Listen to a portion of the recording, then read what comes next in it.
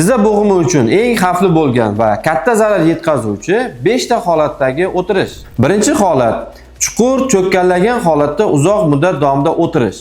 Bu holatda tizza bo'g'imining orqa qismiga bosimning 5-6 barobar oshishi natijasida tizza bo'g'imi orqa qismida joylashgan medial menis orqa shoxining jarohatlanishi kuzatiladi va natijada menis yirtiladi. Ikkinchi holat tizza bo'g'imini bukkan holatda yerga tirab o'tirish. Bu holatda o'tirish tizza bo'g'imining old qismidagi yumshoq to'qimalar jarohatiga olib keladi va bursut kasalligini keltirib chiqarishi mumkin. Uchinchi holat oyoqlarni boshqa oyoqning ustiga qo'yib uzoq muddat davomida o'tirish. Bunday holatda tizza bo'g'imining orqa qismidan o'tgan qon tomirlar va nervlar qisilishiga olib keladi va sekin-astalik bilan tizza bo'g'imida oziqlanish, qon aylanishi buziladi.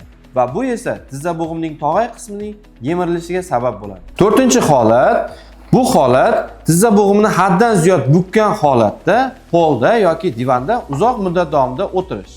Bu holatda tizza bo'g'imining orqa qismidan o'tgan qon tomirlar va nerv to'qimalari qisilib qoladi va sekin-astalik bilan tizza bo'g'imida qon aylanishi kamayadi. Beshinchi holat bu asosan sportchilarda kuzatiladi, ya'ni tizza bo'g'imini qattiq bukkan holatda tayanchsiz uzoq masofalarga yurish.